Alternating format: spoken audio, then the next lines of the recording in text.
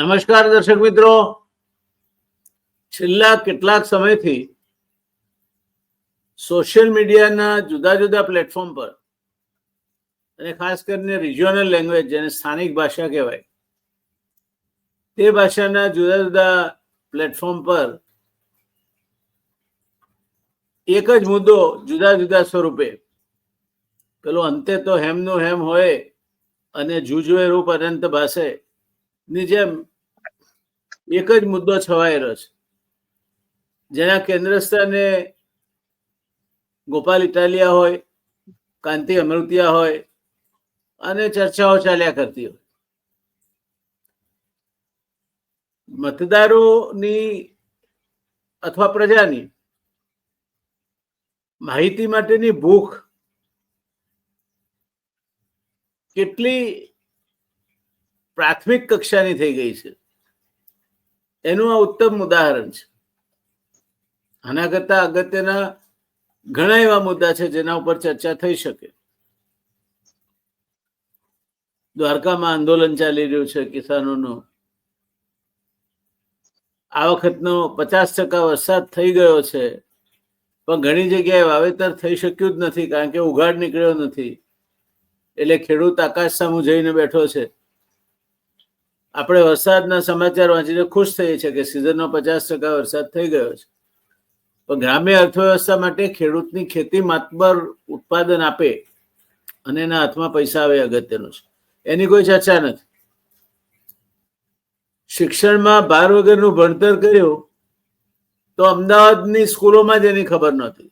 સુરત ને બધાએ શનિવારે બેગ લીધા વગર સ્કૂલે આવવાનું અમલમાં મૂક્યું, પણ અમદાવાદની સ્કૂલોમાં આની અસર ના વર્તાય. એટલે શિક્ષણ વિભાગ જે ફતવા બહાર પાડે છે, પેલા એકમ કસોટીનો ફતવો, એ પણ એક ન કરી શકાય, ન અમલમાં મૂકી શકાય, શિક્ષકો રોકાયેલા રહે, શિક્ષકોની ઘટ હોય ત્યાં શિક્ષકો ઉપર વધારાનો બોજો પડે, એવો ફતવો બહાર પાડ્યો. હવે આ બીજો ફતવો એને બહાર પાડ્યો છે. એટલે શિક્ષણ વિભાગમાં એવું છે, ડાબો હાથ કરે જમણા હાથને ખબર ના પડે તે પ્રકારની પરિસ્થિતિ છે. એ મુદ્દો ક્યાંય ચર્ચાતો નથી. પણ કાંતિ અમૃતિયા ને ગોપાલ ઇટાલિયા ને રાજુ કપરાડા ને સુરેન્દ્રનગર જિલ્લા પંચાયતના પ્રમુખ ને વગેરે વગેરે મુદ્દાઓ વચ્ચે કાલે એક નાટકનો એક ઓર અંક પણ ભજવાઈ ગયો. પોતાને ખબર હતી કે નાટક માટે જ જાય છે એવું અગાઉ જેમણે કોઈને ફોન પર કહેલું અને જેની ઓડિયો ક્લિપ વાયરલ થઈ છે, એ મોરબીના ધારાસભ્ય ભાઈ છે કાંતિ અમૃતિયા. ધારાસભ્ય કેટલી હદ સુધી નાટકીય થઈ શકે, કેટલી હદ સુધી નીચી હદે અથવા નીચી પાયરીએ ઉતરી જઈ શકે અને ધારાસભ્ય પદની ગરિમાને કેટલા અંશે ગીરવે મૂકી શકે એનું વરવું ઉદાહરણ એમણે પૂરે પાડ્યું. નાટક કરવા ખાતર મોરબીથી 200 ગાડીઓ લઈને ગાંધીનગર પહોંચ્યા. નાટક કર્યું, રાજીનામું આપવાનું નહોતું, વિધાનસભાને ટપલી દાવ કરીને પાછા ફર્યા. આ આજના સમયમાં પ્રજાની પોતાના પ્રતિનિધિઓ પાસેની અપેક્ષા અને પ્રતિનિધિઓની ક્ષમતા કેટલી નીચી ગઈ છે એનું એક આદર્શ ઉદાહરણ છે.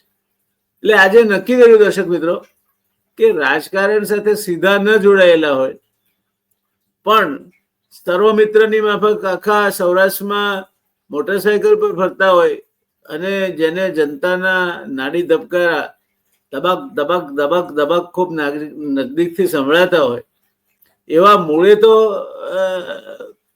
ફાઇનાન્શિયલ ડિસિપ્લિન એટલે નાણાં શિસ્ત અને આયોજન અને નાણાં વ્યવસ્થાપનના નિષ્ણાત, પણ લોક ધબકારને બહુ સંવેદનાપૂર્વક ઝીલી શકનાર એક વ્યક્તિ પાસેથી આપણે આ મુદ્દે જાણવું છે.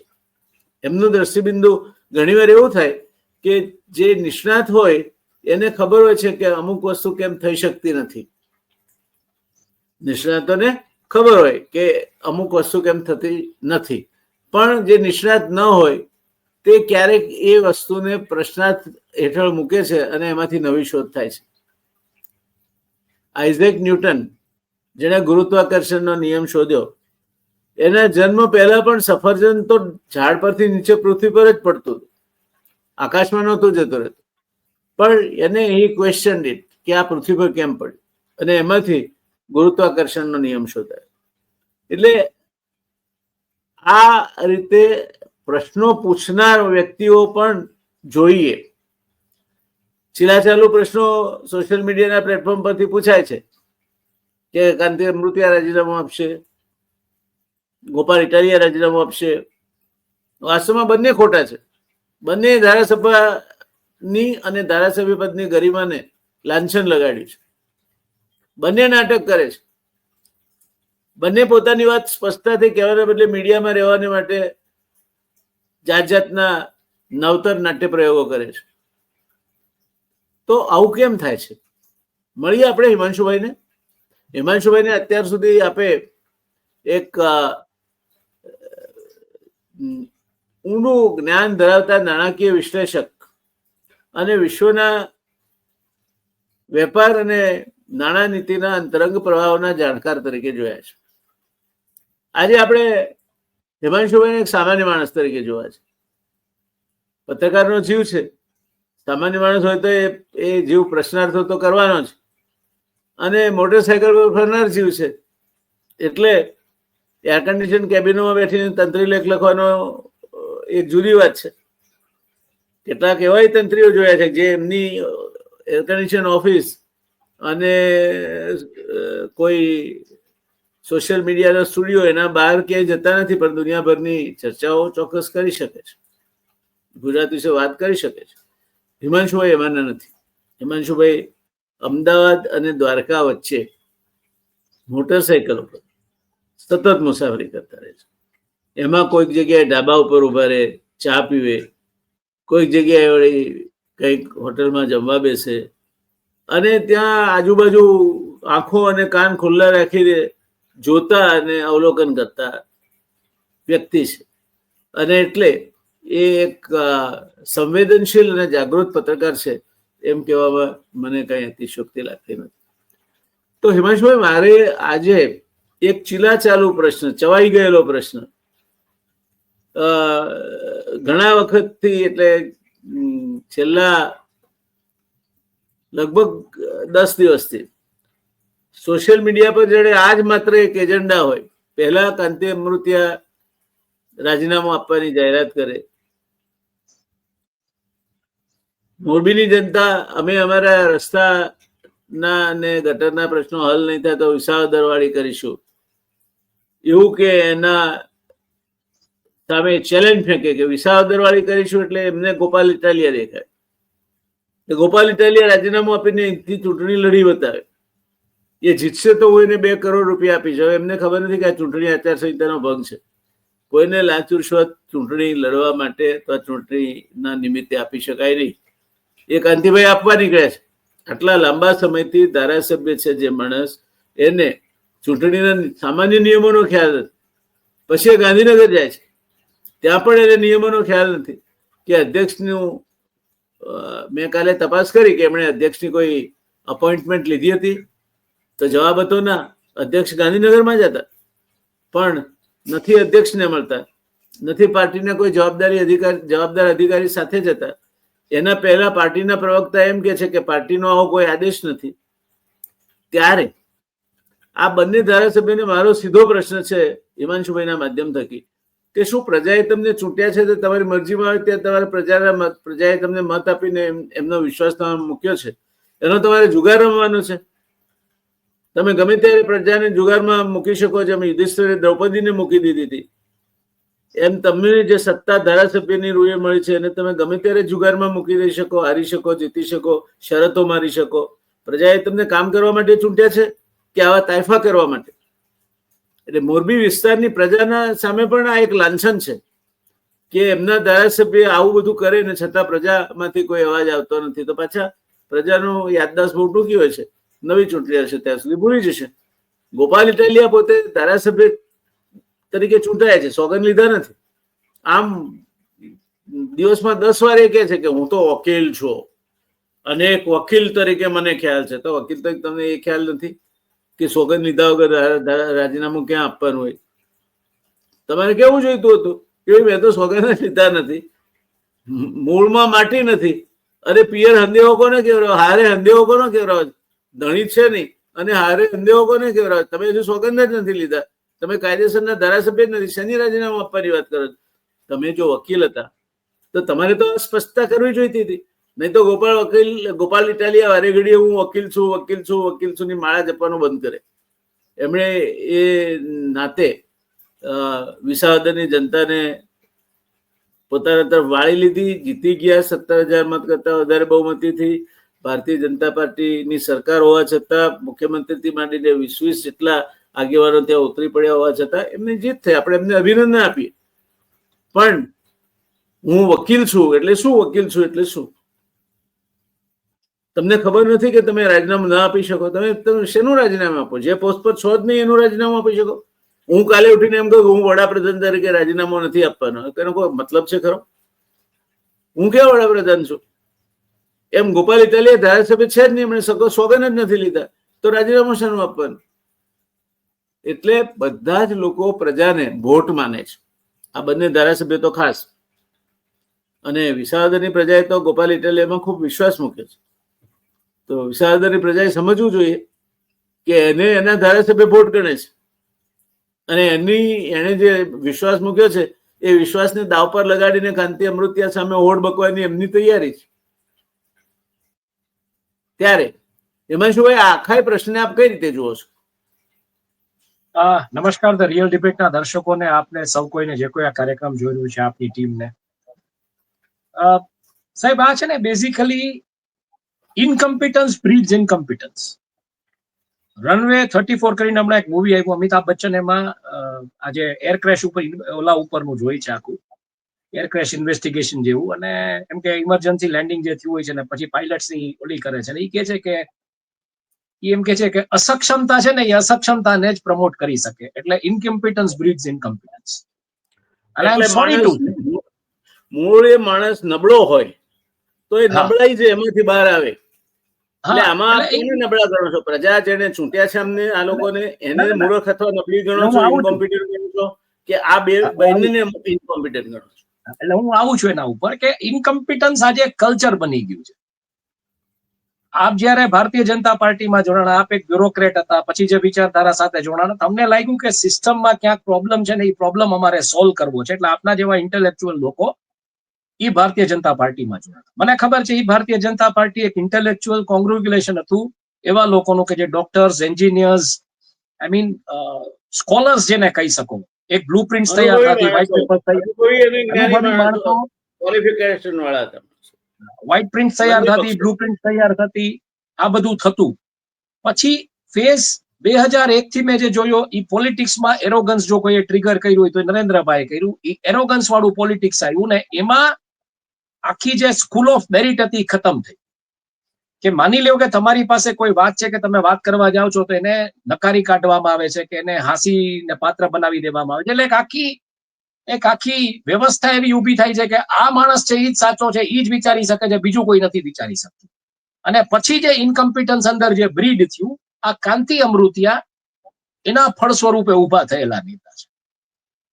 આ કાંતિ અમૃતિયા જયારે મોરબીની બ્રિજની જે ઘટના થઈ, દુર્ઘટના થઈ, જે એક્સિડન્ટ થયો, આમાં આટલા લોકોએ જાન ગુમાવ્યો, એ ગોઠણબૂટ પાણીમાં તરવા ગયા હતા અને એના વિડીયો વાયરલ થયા. મીડિયાની એ બહુ મોટી સમસ્યા છે. ડિજિટલ મીડિયામાં શું છે કે વ્યૂઝને કારણે રેવન્યુ આવે છે, એટલે કાંઈ પણ, એટલે કદાચ કાલ સવારે કાંતિભાઈ અમૃતિયા સંપૂર્ણપણે નિવસ્ત્ર થઈને નીકળે મોરબીની બજારમાં કે હાથ જોડતા કે હું માફી માંગુ છું, તો ઈ વિડીયો વાયરલ થશે. આ તૈયારી રાખજો. શું કામ થશે? કારણ કે આની વિઝ્યુઅલ વેલ્યુ જે છે, બહુ ગંભીર વાત કરી રહ્યા છો. હા, એટલે આ હવે એવું થઈ ગયું. ના, એટલા માટે આ ગંભીર કાંઈક ઓલી જે ઓલા જે બધા કવિઓ કહી ગયા છે ને કે આજકલ લોગ નંગે હો જાતે અખબારો में आने के लिए, सुर्खियों में आने के लिए, તો આ થાય તો નવાય નહીં. કાંતિ અમૃતિયાની સામે ત્યાંની પ્રજાએ રોડ રસ્તાને લઈને પ્રશ્ન કર્યો. આરબીઆઈ ના ગવર્નર એક લેક્ચરમાં એમ કહે છે કે પર કેપિટા જો તમે ઇન્કમની વાત કરતા હો દેશમાં કોઈ હોય તો નથી મુંબઈ, નથી દિલ્હી, નથી બેંગ્લોર, નથી ચેન્નાઈ, નથી હૈદરાબાદ, નથી કોઈ આઈટી હબ કે નથી સુરત, ઈ મોરબી છે. ધૂળ પડી તમારા પૈસામાં, મોરબી વાળાઓ, મોરબી દેશમાં પ્રથમ ક્રમે છે. ધૂળ પડી મોરબી વાળાઓ તમારા પૈસામાં. જો તમે પૈસા બનાવીને તમારા શહેરમાં આ પરિસ્થિતિને, આવી પરિસ્થિતિની સામે તમે લડી નથી શકતા. ધૂળ પડી એ બધી બ્રાન્ડ્સ તમે બનાવી જે ચાઇનાની સામે ટક્કર લઈ રહી છે, કે તમે એક આવા નેતાને જેને કહી શકો કે જે કાર્યક્ષમ નથી એને તમે નકારી નથી શકતા. તમે જયારે કહો છો વિસાવદર વાળી થશે અને ત્યાં પછી કોઈ બીજા એક આલોડિયાભાઈ કરીને આવે છે જે ભારતીય જનતા પાર્ટીની વિચારધારા સાથે સંકળાયેલા છે અને ઈ ત્યાં પોતાના પૈસે રોલર ને એવું કરાવે છે, તો કાંતિભાઈ એમ કે છે કે કોઈ દાતારી કરવાની જરૂર નથી. એટલું જ નહીં હિમાંશુભાઈ, ભારતીય જનતા પાર્ટીની વિચારધારા સાથે સંકળાયેલા છે એટલું જ નહીં, એ જિલ્લા પંચાયતના પ્રમુખ છે અને જિલ્લા પંચાયતના પ્રમુખ એટલે રાજ્ય કક્ષાના મંત્રીના હોદ્દાની સમકક્ષ ગણાય પ્રોટોકોલની દ્રષ્ટિએ. એટલે એ જિલ્લામાં સર્વોચ્ચ લોકપ્રતિનિધિ છે. એટલે ઈ જયારે પોતાના પાવર્સ વાપરે છે ત્યારે એમએલએ એમ કે છે કે કોઈએ દાતારી દેખાડવાની જરૂર નથી. તમારી જે તમે જેને કહી શકો કે જે પ્રકારે તમે કોઈ જાતનું કાર્ય નથી કર્યું, તમે નિષ્ક્રિય રહ્યા છો, એનો આ બોલતો જીવતો જાગતો પુરાવો છે. તમે મોરબીને જિલ્લો જાહેર થવા દીધો પણ મોરબીના ઇન્ફ્રાસ્ટ્રક્ચરને તમે એડ્રેસ નથી કરી શક્યા. તમે મોરબીના આજુબાજુના ગામડાઓને મોરબીમાં સમાવી લીધા ટેક્સ કલેક્શન માટે, પણ ત્યાં તમે ઇન્ફ્રાસ્ટ્રક્ચર નથી આપી શક્યા. આ તમારી નિષ્ક્રિયતાનો જીવતો જાગતો બોલતો પુરાવો છે. કાં તમે નિષ્ક્રિય છો અને કાં તમે ઈ સ્વીકારો, કાં તમે ઈ સ્વીકારો. એટલે શું એ જરા સમજાવો ને, ઇન્ફ્રાસ્ટ્રક્ચર એટલે શું? રોડ રસ્તા પાણી જે પણ કઈ વ્યવસ્થાઓ કરવાની છે આજુબાજુના ગામડાઓને જે કઈ સુવિધા માટે, બિલકુલ જે પાયાની સુવિધાઓ હોય એ તમે એડ્રેસ નથી કરી શક્યા. એટલે કાં તમે નિષ્ક્રિય રહ્યા છો અને કાં તમે સ્વીકારો કે તમારું હાલતું નથી. તમે ઉપર રજૂઆતો કરો છો, હાલતું નથી. બે પરિસ્થિતિમાં તમે ત્યાંના લોક નેતા બનવાને યોગ્ય નથી. તમે રીલો બનાવો આવી તરવાની, આવા ટાઈફાઓ કરવાની, આવું બોલવાની કે હું 2 કરોડ રૂપિયા આપીશ અને આ બધું કરો. પ્રજા તમને માપી લીધા છે અને એમાં જયારે તમારા ને તમારા પક્ષના જિલ્લા પંચાયતના પ્રમુખ પોતાના પાવર્સ વાપરીને કંઈક પ્રજાનું ભલું કરવા જાય છે, તો તમે એમ કહો છો કે કોઈએ દાતારી દેખાડવાની જરૂર નથી. ભારતીય જનતા પાર્ટીની અંદર મોરબીની અંદર ઉકળતો ચરુ છે. આ એની સાબિતી છે કે કોઈ નેતા જયારે પ્રજાના કામ કરવા જાય છે, જે એના પાવર્સના હસ્તગત છે, ડિસ્ટ્રિક્ટના પાવર્સ હસ્તગત, ડિસ્ટ્રિક્ટ પંચાયતના પાવર્સ હસ્તગત, અને જો ઈ કામ કરવા જાય છે તમે એમ કહો છો કે દાતારી કોઈ દેખાડવી નહીં. તો તમે કોઈને દાતારી નથી દેખાડવા દેતા. તમે બધી જગ્યાએ જે ચર્ચાઓ થઈ રહી છે મોરબીમાં, મારી પાસે પુરાવા નથી, પુરાવા હોય તો હું ચોક્કસ રજૂ કરું કે આ છે, પણ જે ચર્ચાઓ થઈ રહી છે કે તમામ પ્રકારના શોપિંગ મોલ્સમાં, એજ્યુકેશન કોમ્પ્લેક્સીસમાં તમારો અને બીજા એક કેન્દ્રના એક નેતા જે ત્યાંથી આવ્યા છે બધાનો હિસ્સેદારી છે, તો તમે પૈસા ઉલેચા છે બધાએ, કામ કોઈએ નથી કર્યા અને ઈ પ્રજા કહી રહી છે. અને આ તમે સમજી લેજો, આ પ્રજા એટલે કહી રહી છે કે આ પ્રજા પર કેપિટા એટલે લાખ રૂપિયો તો જનરલી કેશ બેંકમાં ટ્રાન્ઝેક્ટ નથી થતો મોરબીમાં. લાખ રૂપિયાના ચેક બેંકમાં ફાટતા જ નથી. લાખ રૂપિયો તો પ્રજાના ખિસ્સામાં લઈને ફરતી હોય છે. આવી પર કેપિટા ઈ જે ગવર્નરે કીધું હતું એ સાચી વાત છે અને ઈ મોરબી છે, નો ડાઉટ અબાઉટ ધેટ. પણ આજે ઈ મોરબીની તમે શું દુર્દશા કરી છે તો તમે જુઓ. અને તમે 30 વર્ષથી ત્યાં એમએલએ છો, આજકાલના નહીં. ગોપાલ ઇટાલિયા વિસાવદર વાળી થશે એનો અર્થ એ છે કે નેતાગીરી ચેન્જ થશે. જરૂરી નથી કે ગોપાલ ઇટાલિયાને ચૂપશે પાછા મોરબી વાળા. એટલે ગોપાલ ઇટાલિયાએ ઈ ઇન્ટરપ્રિટેશન કરીને ત્યાં કૂદવાની જરૂર નહોતી, ત્યાં એને કહેવાની જરૂર હતી બરોબર છે, અમે કોઈ સક્ષમ આમ આદમી પાર્ટીનો ઉમેદવાર ત્યાંથી ઉભો રાખશું, ઈસુદાન ગઢવી કે કોઈને, અને અમે જોશું કે જીતે, કારણ કે પ્રજાના કામ અલ્ટિમેટલી થવા જોઈએ. પણ પરિસ્થિતિ શું છે સાહેબ કે આજ જસદણ, આજ કુંવરજીભાઈ બાવળિયા કોંગ્રેસમાં હોય, નેતા તરીકે ચૂંટણા આટલું થયું, પણ ઈ જ જસદણનો કોઈ વિકાસ થયો નહોતો. એટલે અલ્ટિમેટલી એને ન છૂટકે ભારતીય જનતા પાર્ટીનો કેસ પહેરી લેવો પડ્યો અને પછી એની ભાષા એવી થઈ ગઈ હતી ને બધું એવું થઈ ગયું. પછી તો આખું બિહેવિયરલ પેટર્ન જ એમની ચેન્જ થઈ ગઈ. ગોપાલ ઇટાલિયામાં અત્યારે હું જે જોઉં છું એ ક્યાંક જોઉં છું કે ગોપાલ ઇટાલિયાને 2 રીતે ખતમ કરવાના પ્રયાસ થઈ શકે એમ હતા. એક તો એને ત્યાં હરાવી દેવા, એને આગળ ન વધવા દેવા, હવે એને આગળ વધવા દીધા છે. તો તમે જે કહો છો કે દર વખતે એમ કે છે હું વકીલ છું, આ બધું છે, એટલે એને હવે લઈને વિધાનસભામાં કેમ ખતમ કરવા કે કેમ વેતરવા એની તૈયારીઓ થશે. અને જ્યારે ઈ થશે ત્યારે ઈ ફ્રસ્ટ્રેટિંગ હશે. અને ઈ જયારે ફ્રસ્ટ્રેટિંગ હશે ત્યારે ન છૂટકે એને બીજો કોઈ વિકલ્પ, આ બધા જે લોક આંદોલનમાંથી ઉભા થયેલા નેતા હોય છે ને કોઈ પછી સત્તામાં રહેવા માટે, એટલે જો સત્તામાં ના રહેવું હોય તો એ મૂકી દેશે, બાકી સત્તામાં રહેવું હશે અને એને સત્તામાં ન રહીને વકીલાત કરવી હશે, 5 વર્ષ MLA ત્યાં પેન્શન આવવાનું છે, હવે કઈ કરવાની જરૂર નથી, એવું કરવું હશે તો પછી ચૂપચાપ નીકળી જશે અને પોતાનો રૂતબો અકબંધ રાખશે. અથવા તો એને બે વસ્તુ, એક તો ગુજરાતને લાગેલો છે ત્યાં સુધી ધારાસભ્યને કોઈ પેન્શન મળતું નથી, એટલે ગોપાલ ઇટાલિયાને પણ નહીં મળે.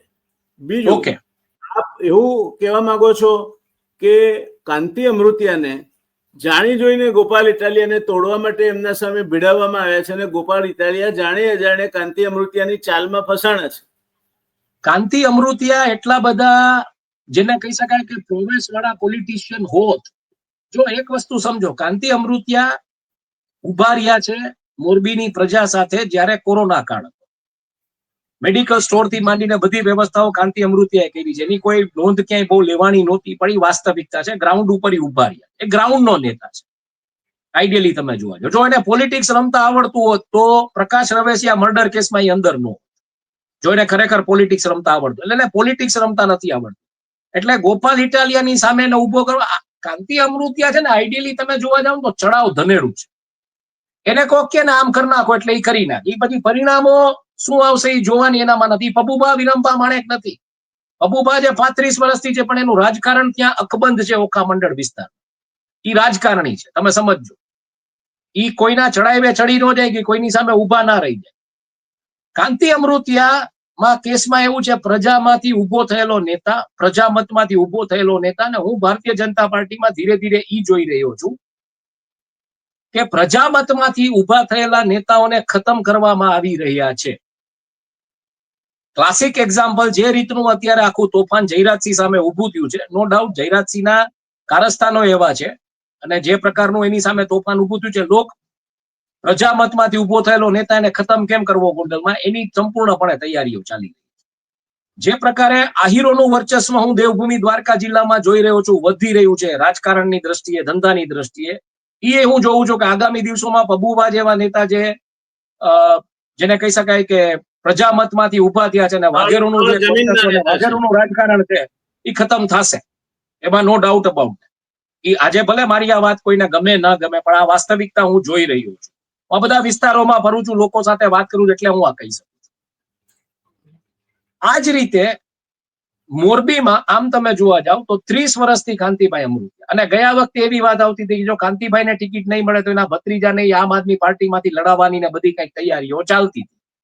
એટલે ચોક્કસપણે જે ઉપર બેઠેલા છે એને આ વાતની ભનક આવી ગઈ કે આ આજ નહીં તો કાલે, અને આને હવે આપણે કેટલો બેર કરશું, આમાંથી જેટલો રસ કાઢવાનો તો કસ કાઢવાનો તો એ કાઢી લીધો. એટલે હું ત્યાં સુધી જોઉં છું કે વધુ પડતું થયું. એટલે અત્યારે જે કાંતિભાઈ જે રીતના ગયા નાટક કર્યું, આ બધું એવી વાત આવે છે કે આ રોડ રસ્તાની જે બબાલો છે, ગંભીરા બ્રિજનો મુદ્દો, એનાથી ડાયવર્ટ કરવાનું શક્ય છે. કોઈ એને કીધું હોય નહીં, કદાચ એમાં એ કરતા હોય, એ પોસિબલ છે. કારણ કે અત્યારે કાંતિભાઈનું પરિસ્થિતિ એવી છે કે જો પાછો પ્રકાશ રવેશિયા મર્ડર કેસ રીઓપન કરવામાં આવે ને એમાં પાછું રીઇન્વેસ્ટિગેશન થાય ને એમાં પાછું કઈ બીજું થાય તો કાંતિભાઈની તાકાત નથી પૈસા સિવાય કે ઈ મુદ્દે લડી શકે. હવે સારામાં સારો વકીલ રોકી શકશે, નો ડાઉટ અબાઉટ ધેટ, પણ લોજિકલી એમાં ક્યાંય ઈ જો ક્યાં ઘંટસમાં આવતા હશે તો એનું પૂરું થઈ જશે, એનું રાજકારણ. એટલે હું જે જોઈ રહ્યો છું કે ભારતીય જનતા પાર્ટીમાં આગામી દિવસોમાં જે તમે એગ્રી નથી થતા વન નેશન વન ઇલેક્શન, પણ બિહારની જે પરિસ્થિતિઓ અત્યારે થઈ રહી છે, બિહારમાં જે SIR નું થઈ રહ્યું છે, જે હું ઘણા સમયથી કહી રહ્યો છું કે એરિસ્ટોક્રેસી તરફ આપણે જઈ રહ્યા છીએ. મોબોક્રેસી પૂરું થયું, થિયોક્રેસી પૂરું થયું, ઓટોક્રેસી તરફ આપણે જઈએ છીએ 2029માં વન નેશન વન ઇલેક્શન. જે તમે એગ્રી નથી કરતા કે ઘણા બધા ચેન્જીસ કરવા પડશે. અને પછી હું જે કહું છું એરિસ્ટોક્રેસી, એટલે એરિસ્ટોક્રેસીની તૈયારીઓ અત્યારે બિહારમાં લિટમસ ટેસ્ટ તરીકે થઈ ગઈ છે. અને એમાં પાર્ટીને પ્રજામતમાંથી ઉભો થયેલો નેતા નહીં, પણ પરપ્રકાશિત ને પાર્ટીના અજન્ડા પ્રમાણે કામ કરે એવા નેતાઓ જોઈએ છે. એટલે હું જે જોઈ રહ્યો છું આગામી દિવસોમાં આ જે પ્રજામતમાંથી ઉભા થયેલા કોઈ પણ નેતાઓ હશે. જવાહર ચાવડાને તમે શું કરાવ્યો, ખેસ પહેરાવ્યો. અલ્ટિમેટલી જવાહર ચાવડાએ પોતાનું પાછું જે પોટેન્શિયલ હતું એ દેખાડ્યું વિસાવદરમાં, અને ગોપાલ ઇટાલિયાની જીત થઈ, એટલે તમે જવાહર ચાવડાને ક્યાંક ખતમ કરશો.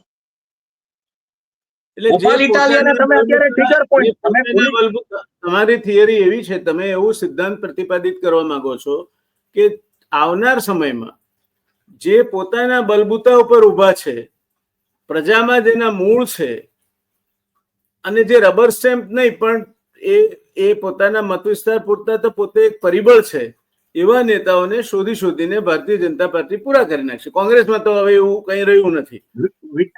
સ્વર્ગીય વિઠ્ઠલભાઈ રાદડિયા, તમારી થિયરીને આગળ વધારતા મારે પૂછવું છે કે સૌરાષ્ટ્રના એક દિગ્ગજ નેતા વિજયભાઈ રૂપાણી હતા.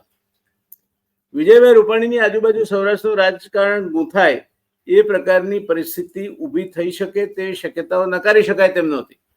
આજે વિજયભાઈ પણ નથી એટલે એક શૂન્યાવકાશ ઊભો થયો છે. તો આ શૂન્યાવકાશમાં એ જગ્યા ભરવા માટે પણ ક્યાંક કોઈ પ્રવૃત્ત થતું હોય અથવા તો એવી કોઈ પોલિટિકલ પાર્ટી અથવા તો કોઈ વ્યક્તિ પ્રવૃત્ત થતા હોય એવી શક્યતાઓ જોશો? એ મુદ્દા ઉપર આવું છું. એટલે અત્યારે શું થયું, આપણે છેલ્લે જોયું કે સ્વર્ગીય વિઠ્ઠલભાઈ રાદડિયાને જે રીતના ખેસ પહેરાવી દેવામાં આવ્યો, વિઠ્ઠલભાઈ રાદડિયા સ્વર્ગવાસ પામી ગયા પછી જયેશ રાદડિયાની સામે જે પ્રકારનો માહોલ ને ખટલો ઉભો કરવામાં આવ્યો છે, એટલે ક્યાંક એને પ્રજામતમાંથી ઉભો થયેલો નેતા, વારસદાર નેતા, એને તો ખતમ કરવાની વાત આવી જ રહી છે. એટલે પછી પરિસ્થિતિ થાય કે જયેશ રાદડિયા ક્યાંક નીચે ઉતરીને કોઈ બસનો ટ્રાફિક જામી ગયો, બસ વાળાને કહે કે ભાઈ આગળ હટાવ ને, આ બધું થઈ ગયું, તો એના વિડીયો વાયરલ થાય છે કે ભાઈ કઈક કામ કરી રહ્યા છે નેતા. કારણ કે નેતાઓ આજે ક્યાંય પણ જાય છે, એમએલએ એમપી નું ક્યાંય હાલતું નથી, વાસ્તવિકતા છે. તો જ તમારી એમએલએ ને એમપી ની 50% વધારે ગ્રાન્ટ પાછી જાય. જો એમએલએ એમપી નું હાલતું હોત તો આ ગ્રાન્ટો પાછી ના જાય, એ આપણે જોયું. એ જ રીતે તમે જે વાત કરી, વિજય રૂપાણી આઈડિયલી તમે જોવા જાઓ તો પ્રજામતથી ઉભા થયેલા નેતા નહીં, પણ પાર્ટીના એજન્ડા પ્રમાણે ડેફિનેટલી ચીફ મિનિસ્ટરની ખુરશી સુધી તો પહોંચ્યા અને એક લોકચાહના ધરાવતા નેતા હતા, નો ડાઉટ અબાઉટ ધેટ. હવે એની આસપાસ જે ધરીઓ રચાઈ રહી હતી, એ જયારે સમજમાં આવ્યું કે આ ધરીઓ મોટી થઈ રહી છે, ને જયારે ઈ વાત આવી રાજકોટમાં જયારે હોર્ડિંગ લાગ્યા કે એમ્સ અને એરપોર્ટ વિજયભાઈ લે આવ્યા, જે વાસ્તવિકતામાં કેન્દ્ર સરકારના પ્રકલ્પો હતા, એમાં વિજયભાઈએ ક્યાંય માંગણી નહોતી કરી કે વિજયભાઈ કે for that matter Bharatiya Janata પાર્ટીના કોઈ લોકો કે ફોર ધેટ મેટર કોંગ્રેસના લોકો કે આમ આદમીના પાર્ટીના લોકોએ કોઈ ક્યાંય ધરણાઓ નહોતા કર્યા કે ભાઈ એરપોર્ટ નહીં આપો તમે ધરણા કરશું, કે એમ્સ નહીં આપો તો ધરણા કરશું.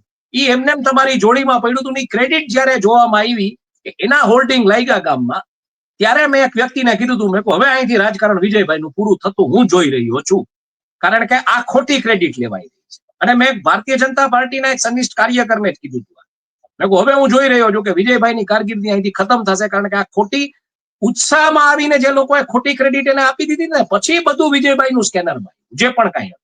આપણે અત્યારે એ ચર્ચાનો કોઈ અર્થ નથી. અને ઈ જે સ્કેનર બાયું ને જે રીતના વિજયભાઈને સાઇડલાઇન કરીને પંજાબના પ્રભારી બનાવી દેવામાં આવ્યા, આખી દુનિયાને ખબર છે વિજયભાઈને હિન્દીમાં સમસ્યા હતી. પંજાબમાં તમે જાઓ તો હસી તુસી ને લસી બીજું કઈ હોય નહીં, ત્યાં તમે શું વાત કરો ને કેવી રીતના તમે હેન્ડલ કરો. So that was one of the biggest joke. Public એમ કહે છે કે બહુ નજીક હતા ના, I think it was one of the cruelest joke with Vijaybhai. સાચી વાત છે, સાચી વાત છે. બહુ મોટો લેંગ્વેજ બેરિયર તમે કરશો નહીં. વખરો બનાવીને વધેરી નાખો હોય તો પહેલા પેલી કરેણના ફૂલની માળા તો પહેરાવી પડે. એટલે that was the cruelest joke which was done with Vijayભાઈ by the people in power. અને જ્યારે હોર્ડિંગ લાગ્યું હતું ત્યારે જ મેં કીધું હતું, મેં ખોટી ક્રેડિટ, અને એના માટે જવાબદાર હું તમને રાજકોટમાં છું એટલે હું તમને કહીશ, એમાં મને કઈ કહેવામાં ઓલું નથી. દિવાનપરા કરીને જગ્યા છે જ્યાં વિજયભાઈનું જૂના બધા મિત્રો જૈનો, ખાસ કરીને જૈનો, દિવાનપરા કબાલ છે ને એ બહુ ઓવર એન્થુઝિયાસ્ટિક ને એક્સાઇટેડ છે. એમાં 2-3 જણાના નામ લેવામાં મને વાંધો નથી, પણ એનો કોઈ અર્થ નથી. આ ઓવર એક્સાઇટેડ ને એન્થુઝિયાસ્ટિક લોકોએ વિજયભાઈની કારકિર્દી ખતમ, ખોટા ક્રેડિટ આપીને હોલ્ડિંગ કરાવડાવવા અલ્ટિમેટલી. એટલે જો આ દેખાડે છે અસક્ષમતા કેટલી, તમે જુઓ લોકોની અંદર અસક્ષમતા એટલી ઘૂસતી જાય છે કે એ વિચારતા નથી કે આ કેન્દ્ર સરકારનો પ્રકલ્પ છે, આમાં રાજ્ય સરકારે કાંઈ નહોતું કરવાનું. વડોદરાએ એકચ્યુઅલી ડિમાન્ડે કરી હતી, વડોદરાએ ફાઇટે કર્યું હતું એમ્સ માટે. રાજકોટને એવી કોઈ ફાઇટ નહોતી કરવી પડી, રાજકોટને ઇન્ટરનેશનલ એરપોર્ટ માટે ફાઇટ નહોતી કરવી પડી. અને જ્યારે તમે ગુજરાતનું ઇન્ટરનેશનલ એરપોર્ટ અમદાવાદમાં આપો છો તો તમારે ઓબ્વિયસલી એક બીજું ઇન્ટરનેશનલ એરપોર્ટ તમારે એવા ગેટવે ઉપર આપવું પડે જે સૌરાષ્ટ્ર કચ્છનો ગેટવે છે, જ્યાં મોટામાં મોટા એના કોસ્ટલ એરિયા ઉપર બધા પ્રકલ્પો છે, મોટામાં મોટા. અદાનીઝ ના કયો, અંબાનીઝ ના કયો, ટાટાઝ ના કયો, બિરલાઝ ના કયો, બધાય ના કયો, રાઈટ? તમારે એ જે આખું જે ડેવલપમેન્ટ ને જે કાંઈ આવવાનું છે ત્યાં તમારે best of the best medical facility આપવી પડે. તમારા સમયમાં અમદાવાદ સિવિલ હોસ્પિટલને તો તમે જબરદસ્ત બનાવી, રાજ્યની બીજી સિવિલ હોસ્પિટલોએ તમે હેલ્થ મિનિસ્ટર તરીકે જબરદસ્ત કાર્ય કર્યું. રાજકોટથી માંડીને બધી જગ્યાએ જે પ્રકારનું હોસ્પિટલોના બિલ્ડિંગ થયા, આ બધું કામ થયું તમારા સમયકાળમાં થયું છે. પણ અલ્ટિમેટલી તમારે પાછી આવી એક સુપર સ્પેશિયાલિટી વાળી જગ્યા તમારે ગેટવે ઉપર એટલે આપવી પડે એમ હતી કે એક સમય એવી વાત આવતી હતી કે સાઉદી અરામકોનું ઇન્વેસ્ટમેન્ટ છે ગલ્ફ ઓફ કચ્છમાં આવશે.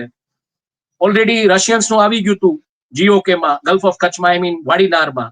અને આવા બધા ઇન્વેસ્ટમેન્ટ આવે ત્યારે તમારે કાંઈ ત્યાં ઇન્ડસ્ટ્રીયલ હઝાર્ડ એક્સિડન્ટ કાંઈ તમારે એક સુપર સ્પેશિયાલિટી નજીકની જે તમે એર મેડિક્સ થી આપી શકો એવી વ્યવસ્થા તમારે કરવી પડે. એ તમે કઈ રીતે? એમાં વિજયભાઈનો કોઈ જ એમાં હિસ્સો નહોતો. આપણે હાલ પૂરતા વિજયભાઈને વિચારે પડીએ. એટલે હવે એના ઉપર આવું. હવે તમે જે વાત કરી, હવે તમે જે વેક્યુમ ની વાત કરી, એ વેક્યુમ જે વિજયભાઈનું એક નામ ઉમેરવું છે મારે હિમાંશુભાઈ. સૌરાષ્ટ્રમાં વેક્યુમ થયું છે એમ કેમ કહું છું? કારણ કે વજુભાઈ હવે કોઈ પરિબળ રહ્યા નથી. નિષ્ક્રિય થયા. રૂપાણી સાહેબ એ દિવંગત થઈ ગયા. પુરુષોત્તમ રૂપાલા કે ભાઈ આપણા આરોગ્ય મંત્રી જે મૂળ તો પશુ ચિકિત્સક છે, તેમનું કોઈ વજૂદ નથી રહ્યું, મનસુખ માંડવિયાનું. એટલે સૌરાષ્ટ્રમાં ભારતીય જનતા પાર્ટી પાસે એવો એક પણ વજૂદ વાળો નેતા નથી કે જેની આજુબાજુ ભારતીય જનતા પાર્ટી પોતાનો માળો બાંધી શકે, બનાવી શકે. બિલકુલ.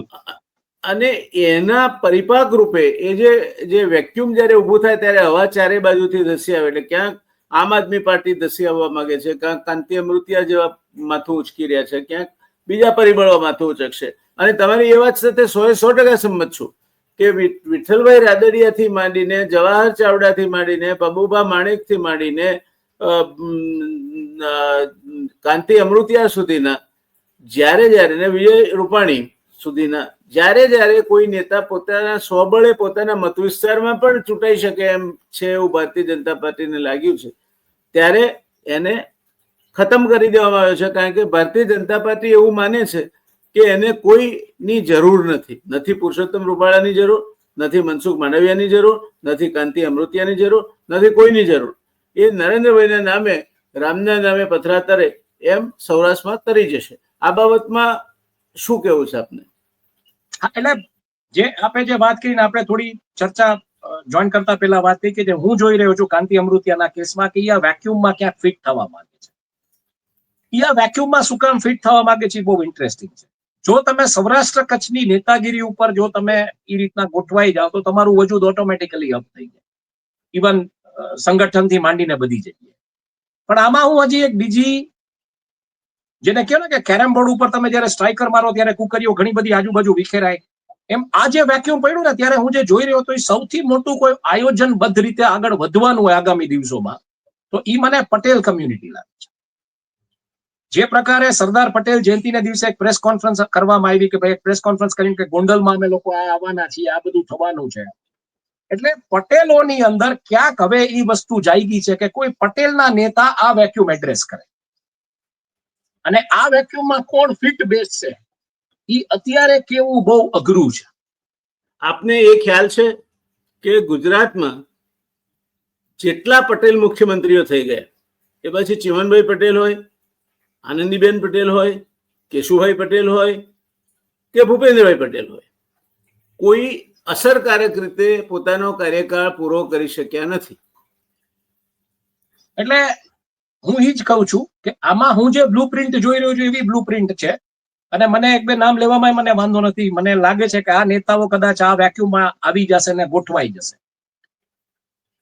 એવો નેતા હશે જે નરેન્દ્રભાઈની નજીક હશે, જે વિજયભાઈની જેમ કદાચ લોકપ્રિય હશે ને પાર્ટીનો એજન્ડાને પ્રાયોરિટી આપી શકશે. પ્રજામતમાંથી ઉભો થયેલો કદાચ ન પણ હોય અથવા પ્રજામતમાંથી ઉભો થયેલો હોય પણ એની એટલે વિજયભાઈનું એ જ હતું ને, વિજયભાઈ જે રીતના સ્ટેન્ડિંગ કમિટીના ચેરમેન કોર્પોરેશનમાં લડ્યા હતા, પછી રાજ્યસભામાં ગયા હતા, પછી વિધાનસભા લડ્યા, ને પછી પ્રજામતમાંથી એટલે એક લિમિટેડ કોન્સ્ટિટ્યુઅન્સીમાંથી ઉભા થયેલા નેતા. એટલે આમાં હું એક સંભાવના એવી જોઈ રહ્યો છું જેનામાં જેને કહી શકો કે સંઘનું એક પ્રકારનું આખું એનું ઇન્વોલ્વમેન્ટ હોય આખું, અને બીજેપી સાથે અત્યારની પરિસ્થિતિઓમાં જે બીજેપી છે એની સાથે સંલગ્ન થઈને કામ કરી શકે. એટલે સંગઠન અને પોલિટિકલ પાર્ટી બેયનું જે બેલેન્સ કરી શકે એવા નેતાઓની સંભાવના હું જોઈ રહ્યો છું, જેને કદાચ આગામી દિવસોમાં જે આઈ થિંક જે લેવા પટેલનો આખો જે કબાલ છે એ એને ફોરવર્ડ કરશે. એવું એક નામ હું જોઈ રહ્યો છું, આરસી ફળદુ, જે અત્યારે ડેફિનેટલી ક્યાંય ચિત્રમાં નથી. આરસી ફળદુ ભારતીય જનતા પક્ષના પ્રમુખ તરીકે સદંતર નિષ્ફળ ગયેલી વ્યક્તિ છે. હા, પણ એટલે ઈ એડ્રેસ કરવા માટે આ જે વેક્યુમ છે, મને જરાય એમની સાથે મેં કામ કર્યું છે. જામનગરનો હું પ્રભારી હતો, એટલે એમના તળ વિસ્તારમાં પણ ઓળખું છું. કોઈ પણ પ્રકારના મૂળિયા વગરના નેતા એટલે આરસી ફળદુ ગણાય. અને એમણે પછી તો એમના બીજા સ્વરૂપો પણ બહાર આવ્યા હતા. એ જોતા આરસી ફળદુ ને હું કોઈ સિરિયસ કન્ટેન્ડર નથી ગણતો, પણ આપણે આટલે થોભીએ આજે એ અલગ ચર્ચાનો વિષય રાખીએ. કારણ કે એમાં હું શું કરવા એને સિરિયસ કન્ટેન્ડર નથી જોતો, પણ જે લેવા પટેલોનો એક સમૂહ છે એ શું કરવા એને આગળ કરશે એની મને સંભાવના શું કામ લાગી રહી છે. કારણ કે અત્યારના જે બીજા લેવા પટેલ નેતાઓ છે એ એવા છે કે સત્તામાં આવ્યા પછી જે લેવા પટેલના સપોર્ટથી કે જે સંસ્થાઓથી સપોર્ટથી સત્તામાં આવશે એ જગ્યાએ પછી ઓલાવને પેલો ધક્કો મારશે. આરસીમાં એક વસ્તુ છે કે આરસી છે ને એને લોયલ રહીને રહે. આપ તો વિદ્વાન છો. એક વિદ્વાન નહીં, પણ હું ઓબ્ઝર્વ કરું છું. પાયાનો સિદ્ધાંત છે કે if you want to finish bad product early, advertise it. કોઈ નકામી પ્રોડક્ટ હોય એને તારે ખતમ કરી નાખ્યું હોય તો એને પ્રોજેક્ટ કરવી. અને ફળદુને જો પ્રોજેક્ટ કરશે તો નહીં પાર્ટીને ફાયદો થાય નહીં ફળદુને ફાયદો થાય, સરવાળે બધું શૂન્યાવકાશ તરફ જશે. પણ આપણે એ ચર્ચા કરીશું સમય આવે. આજે આ બે નેતાઓએ જે કંઈ કર્યું એ માત્ર ને માત્ર નૌટંકી, માત્ર ને માત્ર નાટક, માત્ર ને માત્ર પરિપક્વતાનો અભાવ, માત્ર પોતાના મતદારોને ટેકન ફોર ગ્રાન્ટેડ તરીકે લેવાનો અહંકાર, આ સિવાય વિશેષ કંઈ હું આમાં જોતો નથી. એમની અજ્ઞાનતાનું પ્રદર્શન એમણે જાહેરમાં ન કર્યું હોત તો સારું થાત. એ વાત સાથે મને લાગે છે કે આજે આપણે આજની આપણી ચર્ચાને સમાપન તરફ દોરી જઈશું. જોઈએ આગળ શું થાય છે. આપણે ફરી એનો હિસાબ કિતાબ તાણાવાણા મેળવવા માટે ફરીથી પણ ચર્ચામાં હાજર થઈશું. ત્યાં સુધી દર્શક મિત્રો, હું આપનો મિત્ર ડોક્ટર જયનારાયણ વ્યાસ આ ચર્ચાને સમાપન તરફ દોરી જાઉં છું. હિમાંશુભાઈ આપણી સાથે જોડાયા એ માટે આપના વતી મારા વતી હિમાંશુભાઈનો હૃદયપૂર્વકનો આભાર માનું છું અને આપ સૌનો પણ આભાર માનું છું. ધન્યવાદ.